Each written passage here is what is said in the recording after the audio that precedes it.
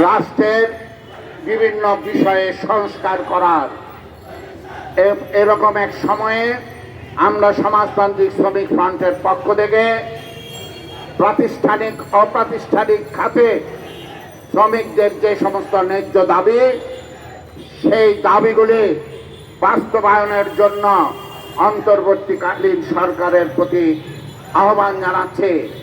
আজকে আমরা শ্রম উপদেষ্টার কাছে স্মারকলিপি দিব।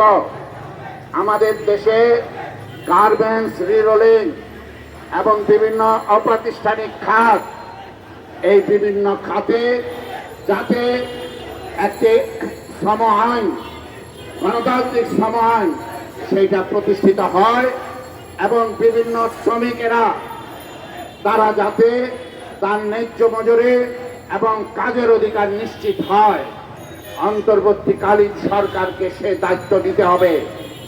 সংগ্রামী বন্ধুগণ, আমরা বিগত সময়ে বিভিন্ন প্রতিষ্ঠান এবং অপ্রতিষ্ঠানের ক্ষেত্রে শ্রম আইন সংশোধন, মজুরি বৃদ্ধি এবং শ্রমিক কাজ করতে গেলে সে যদি মৃত্যুবরণ করে আহত হয় তার ক্ষতিপূরণের দাবিগুলি শ্রমিক ফ্রন্টের পক্ষ থেকে তুলে ধরেছিলাম।